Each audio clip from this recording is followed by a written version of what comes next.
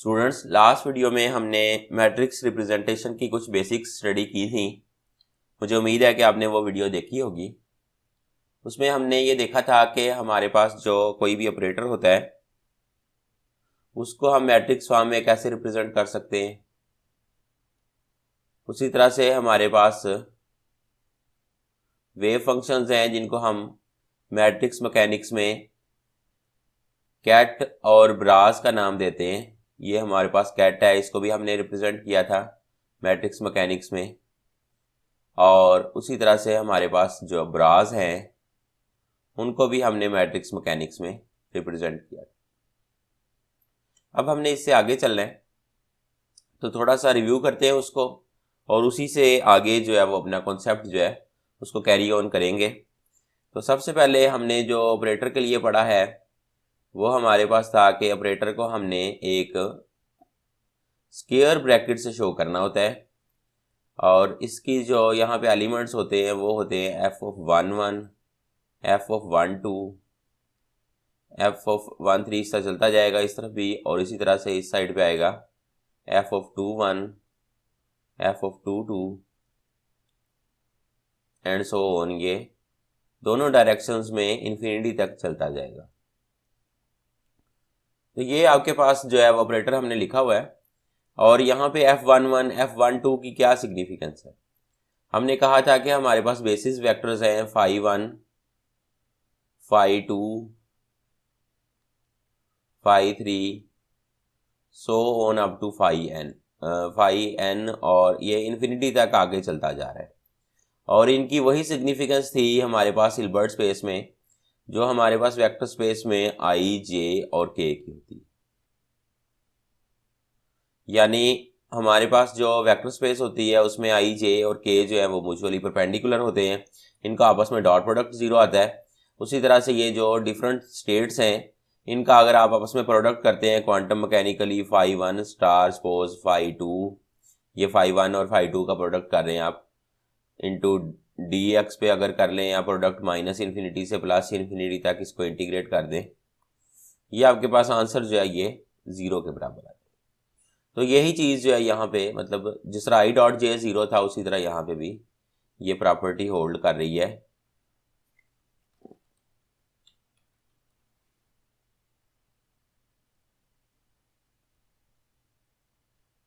अब असल में हम इस ऑपरेटर को किसी और फॉर्म में लिखना चाहते हैं, तो उसके लिए हम देखते हैं कि अगर ये ऑपरेटर जो है ये phi1 पे ऑपरेट करता है तो क्या रिजल्ट आएगा। तो हम इसको phi1 पे ऑपरेट करवाते हैं, और phi1 जो है उसकी जो मैट्रिक्स होती है उसमें हमें पता है कि पहला एलिमेंट जो है phi1 का वो उसका कोफिशिएंट 1 के बराबर आएगा, और बाकी सारे जो हैं वो 0 के बराबर होंगे। So on up to. हो सकता है, मुझे अंदाज़ा होता है कि आपको ये चीज़ें मुश्किल लगेंगी, लेकिन मैं फिर भी साथ साथ उसका एक कॉन्सेप्ट आपको देता जाता हूँ। मिसाल के तौर पे अगर वेक्टर फॉर्म में मैं लिखूँ किसी भी वेक्टर को 3 नंबर्स के साथ, मिसाल के तौर पे मेरे पास है 2i + 3j + 4k, तो मैं इसको 3 नंबर्स के साथ लिखना चाहता हूँ तो मैं इसको 2 3 4 लिख सकता हूँ। सबसे पहले i का कोफिशिएंट, फिर j का कोफिशिएंट, फिर k का। तो अगर सिंपली मैंने i को इस रोटेशन में लिखना हो तो मैं कैसे लिखूंगा, i का कोफिशिएंट 1 और बाकी दोनों का 0 0। तो उसी तरह से यहाँ पे phi1 को ही अगर मैं लिख रहा हूँ तो यहाँ पे phi1 का कोफिशिएंट आना है जो कि 1 के बराबर है इस केस में, और बाकी सारे जो है चूँकि मिसिंग है तो उनका कोफिशिएंट 0 है। तो अब अगर मैं इसको इस पे ऑपरेटर ऑपरेट करवाता हूँ f को phi1 के ऊपर, तो क्या रिजल्ट आता है। तो f को जब मैं phi1 पे ऑपरेट करवाऊंगा तो मेरे पास f11 है, f12 है, ये सो ऑन चलता जा रहा है। उसी तरह f21 f22, एलिमेंट्स तो इसमें इन्फिनिट हैं और इतने ज़्यादा लिखे नहीं जा सकते, इसलिए हम जस्ट पहले 4 या पहले 9 एलिमेंट्स जो हैं उनको शो कर सकते हैं। तो अब जो है वो हमने इसको ऑपरेट करवाना है phi1 के ऊपर, यानी इसके ऊपर, तो हमारे पास आएगा 1 और बाकी सारे 0 आ जाएंगे। तो होगा ये कि जब आप इसको मल्टीप्लाई करेंगे इसके साथ, अगर आपको मैट्रिक्स मल्टीप्लिकेशन क्लियर है तो ये पूरी जो रो है इसने इस कॉलम के साथ मल्टीप्लाई होना है।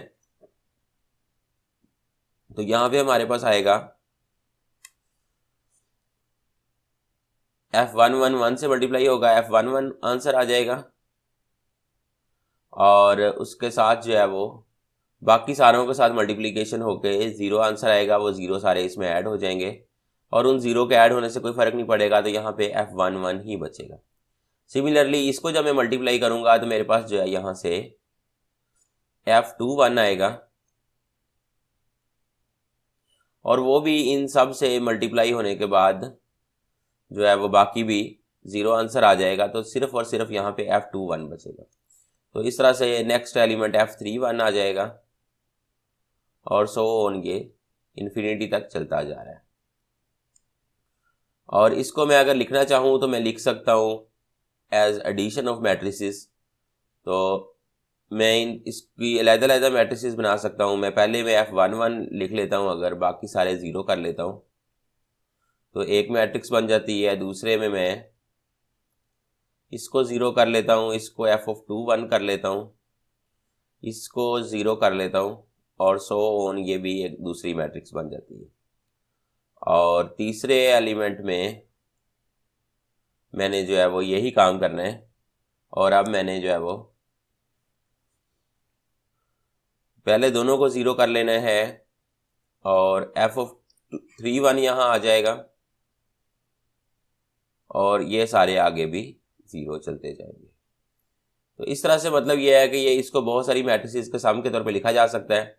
बाद में अगर इसमें से मैं F11 कॉमन ले लेता हूँ तो मेरे पास ये जो बाकी चीज़ बचेगी, F11 कॉमन लेने के बाद यहाँ 1 बच जाएगा। और बल्कि मैं एक मैट्रिक्स में से आपको कॉमन लेके दिखा देता हूँ। F11 कॉमन ले लिया तो यहाँ पे 1 बच गया, और बाकी सारे ज़ीरोज़ हैं। तो ये 1 0 0 मैंने आपको ऑलरेडी बताया है कि ये रिप्रेजेंट कर रहा है 5 1 को। तो यहाँ से F11 के साथ आ गया 5 1 प्लस F21 के साथ आ गया 5 2, और उसी तरह से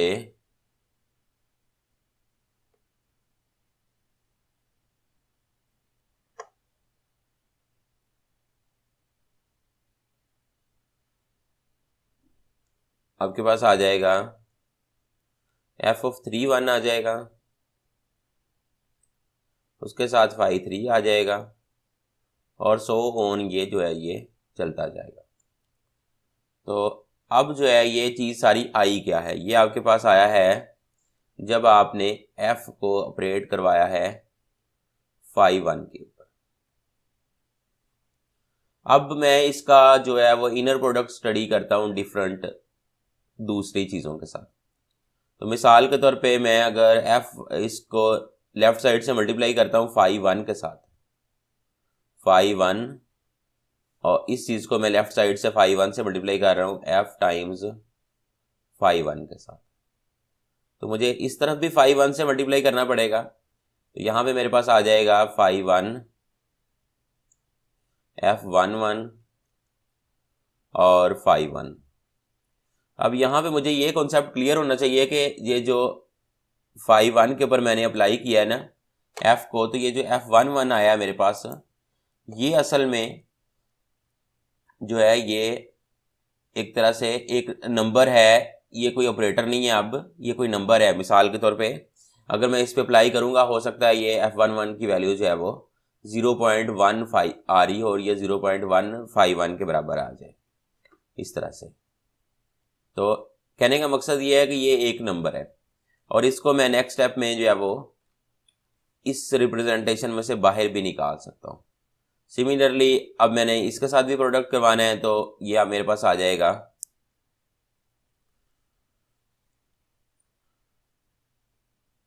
5 1 और F21 और 5 2। उसी तरह से आगे मैं करता हूँ, मेरे पास आ जाएगा 5 1 F of F31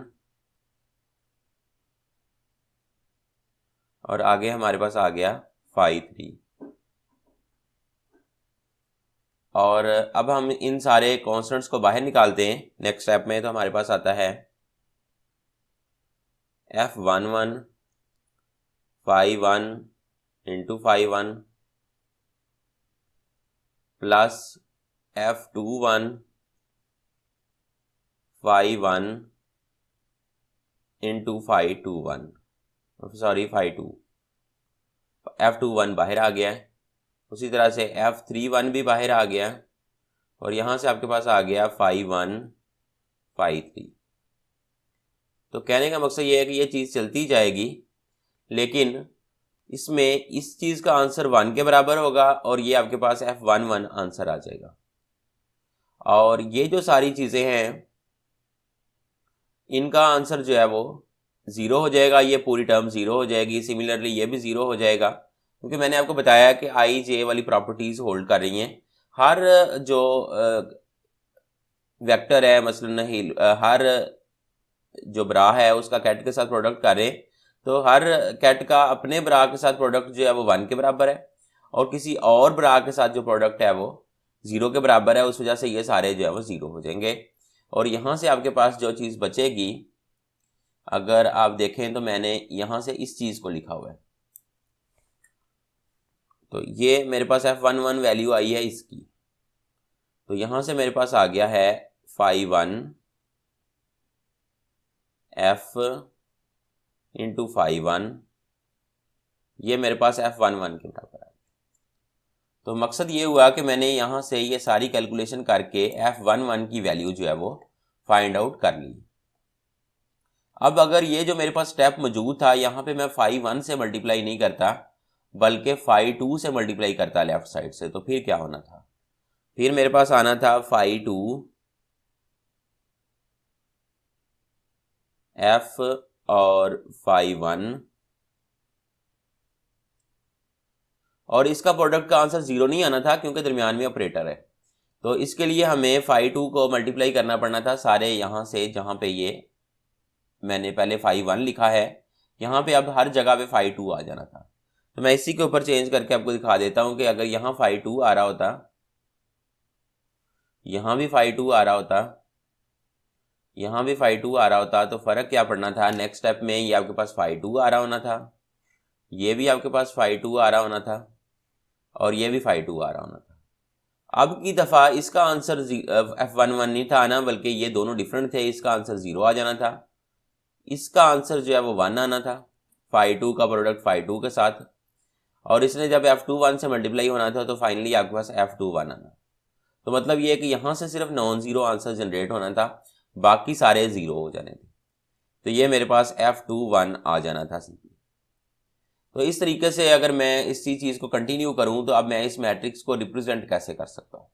इसमें मैंने F11 की वैल्यू निकाल ली है, F12 की वैल्यू निकाल ली है, और जो अब मैं लिखता हूं तो मेरे पास मैट्रिक्स F है, जिसको पहले मैंने रिप्रेजेंट किया था F11 F12, सो चलता जा रहा है, F21 F22, ये भी चलता जा रहा है, इसी तरह से इस डायरेक्शन में भी। तो ये हमने इस तरह से इसको रिप्रेजेंट किया हुआ था और अब इसकी वैल्यू हमारे पास आ चुकी है। F11 की हमारे पास वैल्यू आई है phi1 ऑपरेटर F और phi1। यहाँ से मैं आपको चेक भी करवा देता हूँ कि ये जब हमने phi1 से मल्टीप्लाई किया था उस वक्त हमारे पास ये F phi1 आया था और ये हमारे पास F11 की वैल्यू आई थी। तो इस तरीके से हम यहाँ पे ये लिख सकते हैं।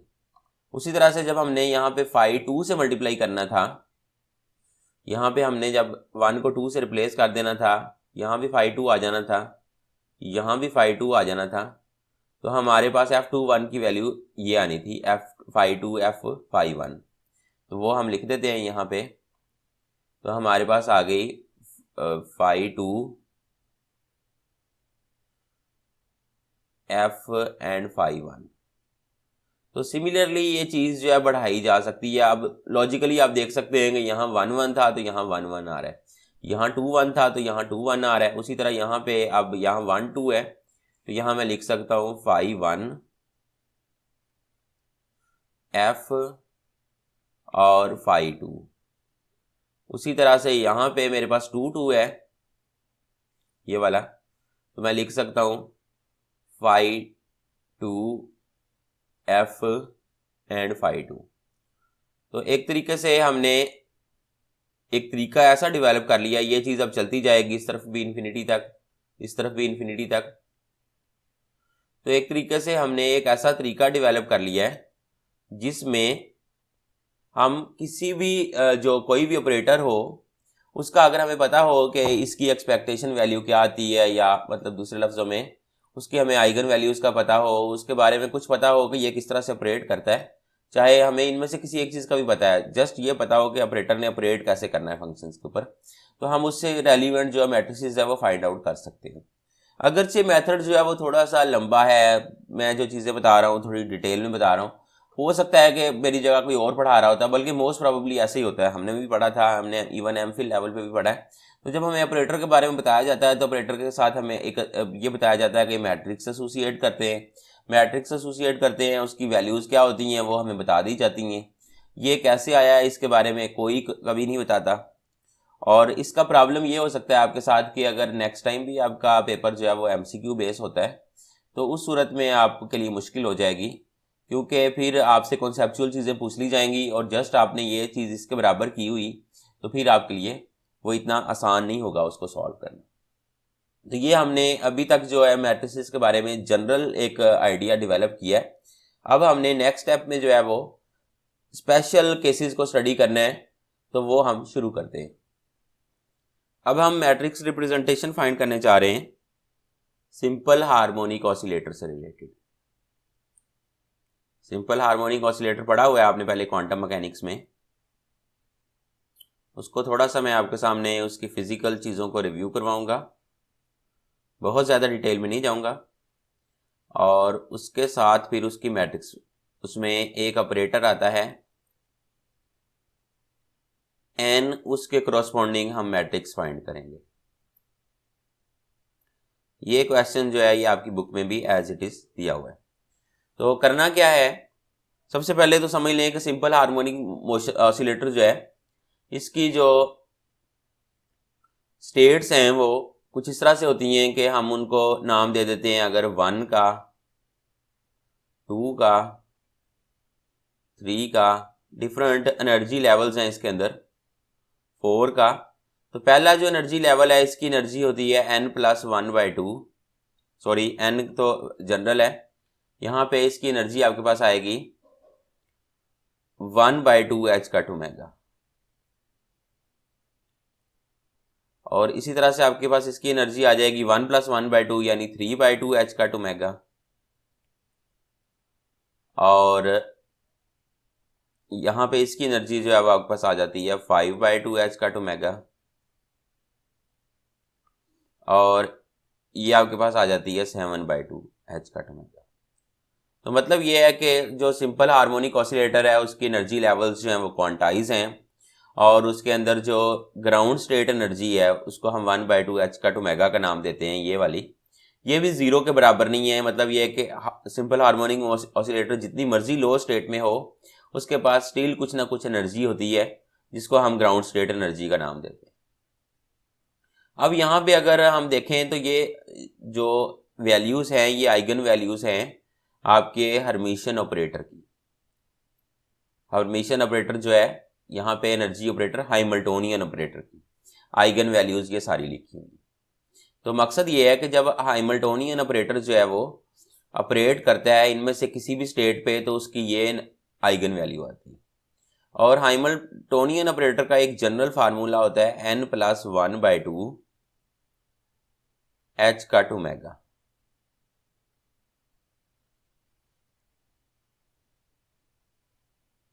तो अगर मैं यहाँ से देखूं कि इस स्टेट में n की क्या वैल्यू आती है, तो n अगर इस स्टेट पे अप्लाई होता है तो उसकी वैल्यू जो है वो 0 आनी है, जब यहाँ n की आइगन वैल्यू 0 पुट करेंगे आपके पास 1/2 h कट ओमेगा आ जाएगा। इसी तरह यहाँ पे n ऑपरेट होता है उसकी वैल्यू 1 आती है, यहाँ पे n ऑपरेट होता है उसकी वैल्यू 2 आती है, यहाँ पे n ऑपरेट होता है उसकी वैल्यू 3 आती है। तो ये n की वैल्यूज मैंने आपके सामने लिख दी हैं। अब मैं इससे रिलेटेड जो है वो मैट्रिक्स फाइंड करने जा रहा हूँ। तो सबसे पहले मैं लिखूंगा n को, फिर उसके बाद मैं इसको लिखूंगा मैट्रिक्स फॉर्म में, पहले जनरल रिप्रेजेंटेशन में n11 n12 n13 so on, उसी तरह से n21 n22 n23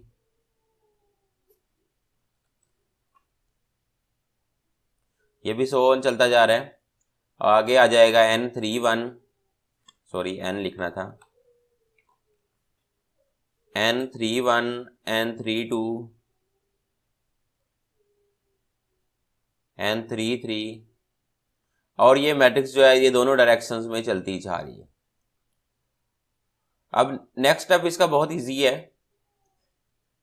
वो हमारे पास है कि हमने इसको लिखना है अब कैट और ब्रा की फॉर्म में n11 को n12 को। तो वो हमारे पास आएगा, n11 है तो पहले हमारे पास 1 आएगा, यहाँ 5 1 नहीं लिख रहे हम क्योंकि हमने जो स्टेट्स हैं उनके नाम जस्ट 1 2 3 रखे हैं, तो फिर हम यहाँ 5 1 नहीं लिखेंगे, इसको हम इसको सिंपली 1 लिख लेते हैं, उसके आगे n लिख लेते हैं और आगे फिर 1 लिख लेते हैं। उसी तरह से यहाँ पे हमारे पास आ जाएगा, ये जो चीज़ है इसके साथ हमारे पास 1 ही रहेगा और यहाँ n आ जाएगा और यहाँ 2 आ जाएगा। यहाँ पे हमारे पास 1 रहेगा, n आ जाएगा और 3 आ जाएगा। ये मैं पहले आपको एक्सप्लेन कर चुका हूँ कि देखें यहाँ पे 1 1 है तो यहाँ भी 1 1 आया है n के पीछे और आगे, यहाँ 1 2 है तो यहाँ पे 1 2 आया, यहाँ 1 3 है तो यहाँ पे 1 3 आ गया। तो ये चीज़ सो ऑन चलती जानी है इन्फिनिटी तक। और उसके बाद हमारे पास ये चीज़ आनी है 2 और n 1, उसी तरह से 2 n 2 2 n एंड 3, ये भी चीज़ चलती जा रही है। और इसी तरह से हमारे पास आ गया 3 n 1 3 n 2 एंड 3 n 3। तो आसान चीज़ है, अगर आप इसको देखें तो इसको समझना अगरचे थोड़ा सा मुश्किल है, लेकिन जो इसकी मैथमेटिकल फॉर्म है मार्क्स के हवाले से वो बहुत ज़्यादा इजी चीज़ें हैं। अगर पेपर जो है वो आपका लॉन्ग आता है, शॉर्ट पेपर नहीं आता, तो ये चीज़ें बड़ी सिंपल हैं। लेकिन अगर MCQs पूछे जाते हैं फिर आपको थोड़ा सा डीपली जाना पड़ता है, तो जिस वजह से मैं आपको ये सारी चीज़ें करवा रहा हूँ। वैसे भी ये भी बेनिफिट होता है कि अगर आपको इसका क्लियर कॉन्सेप्ट होगा तो ज़िंदगी में कहीं ना कहीं ये चीज़ें आपके काम आ जाएंगी। अब आपको पता है कि n जब 1 पे ऑपरेट करता है तो क्या आंसर आता है। मिसाल के तौर पे यहाँ से मैंने बताया कि इसकी आइगन वैल्यू n के अगेंस्ट 0 है, यानी n जब 1 पे ऑपरेट करता है तो हमारे पास 0 टाइम्स 1 आंसर आता है। n 2 पे ऑपरेट करेगा हमारे पास 1 टाइम 2 आंसर आएगा क्योंकि आइगन वैल्यू 1 है। n हमारा 3 पे ऑपरेट करेगा, हमारे पास 2 टाइम्स 3 आंसर आएगा। और इसी तरह n हमारा 4 पे ऑपरेट करेगा, हमारे पास 3 टाइम्स, ये आइगन वैल्यू लिखी हुई है पहले मैंने, 4 आंसर आएगा। तो इस तरीके से मैं यही चीज़ यहाँ पे सब्स्टिट्यूट करूँ तो मैं कर सकता हूँ। थोड़ा सा मैं पहले इसका साइज इंक्रीज कर लूँ।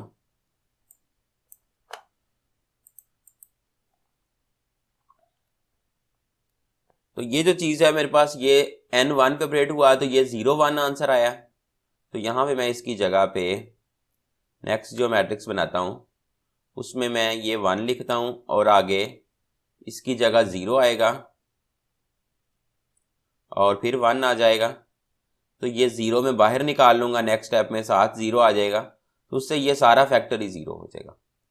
और अभी जो है वो इसको 0 कर देते हैं मेरा ख्याल।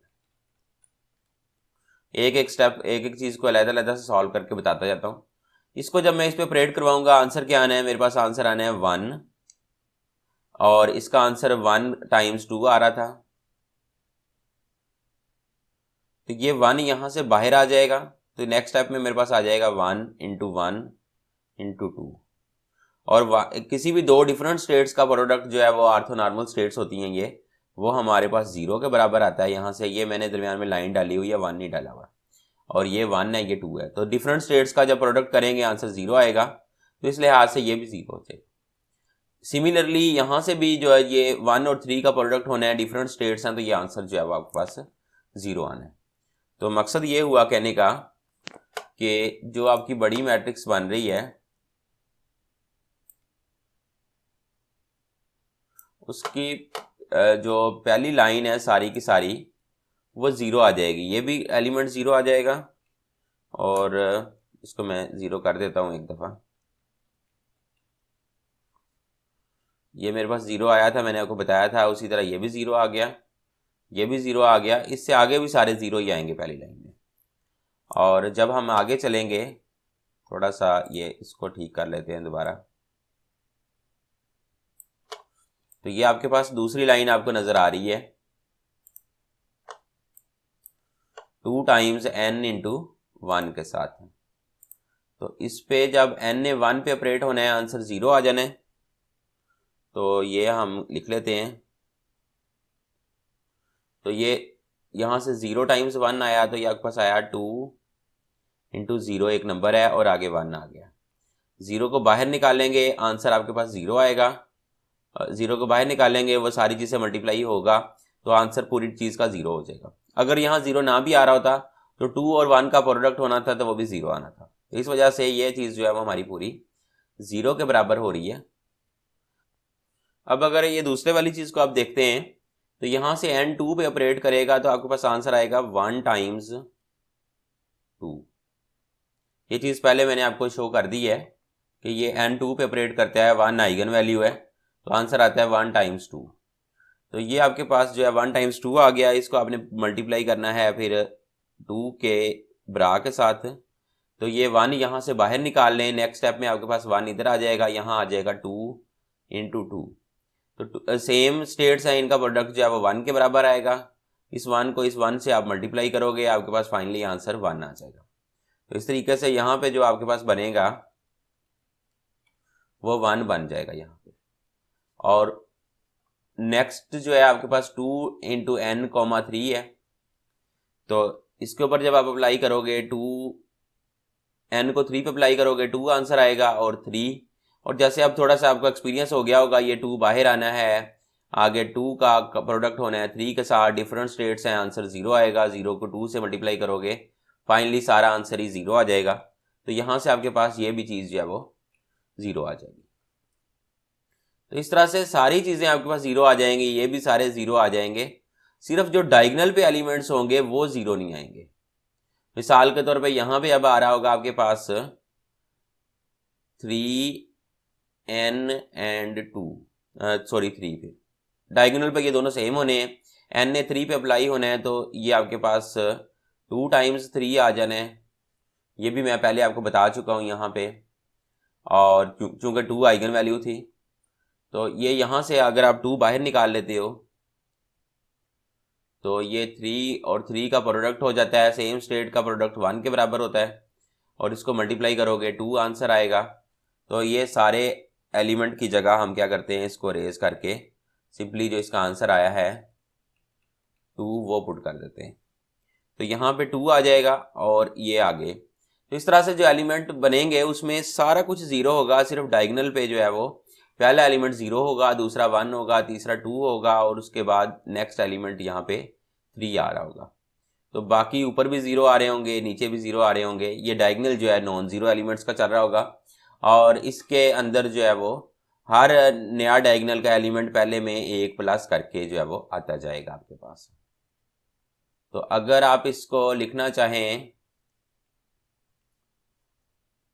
इस फॉर्म में कि इस मैट्रिक्स के लिए कोई आप फंक्शन बनाना चाहते हैं, तो नॉर्मली ये होता है कि हमारे पास हम लिखते हैं, सपोज हमारे पास n ऑफ कोई भी दो नंबर सबस्क्रिप्ट में यूज़ हो सकते हैं। मैं क्यू और एन अगर यूज़ करता हूँ स्मॉल में, तो मैं ये देखता हूँ कि डायगोनल के अलावा सारे एलिमेंट्स ज़ीरो हैं। तो जिन मैट्रिसेस में भी डायगोनल के अलावा सारे एलिमेंट्स ज़ीरो होने हैं, वहाँ पे जो है वो ये आपके पास डेल्टा क्यू एन लाजमी आना है। मतलब ये कि अगर क्यू और एन बराबर होंगे तो डेल्टा क्यू एन आपका 1 के बराबर होगा। उस सूरत में आपका एलिमेंट जो है वो डायगोनल पे आएगा जब Q is equal to N है। तो Q is equal to N किन एलिमेंट्स के लिए है? जो डायगोनल के ऊपर लाई कर रहे हैं। मतलब इसके लिए Q is equal to N है, इसके लिए Q is equal to N है, इसके लिए Q is equal to N है। आगे भी जो चल रहे हैं उनके लिए Q is equal to N है। यानी इनके अगर आप सबस्क्रिप्ट देखें तो आपके पास या 1 1 आ रहा है, यहाँ 2 2 आ रहा है, यहाँ 3 3 आ रहा है, कि ये सारे आपस में बराबर हैं। तो जब बराबर होंगे तो फिर आपका आंसर नॉन जीरो आ सकता है। तो delta Q N is equal to 1 है। और अगर ये क्यू एन के बराबर नहीं होता तो फिर आपका आंसर तो जीरो ही आना है। तो डायगोनल मैट्रिक्स के लिए ये चीज़ लाजमी होल्ड करती है, डेल्टा क्यू एन साथ मल्टीप्लाई हो रहा होता है।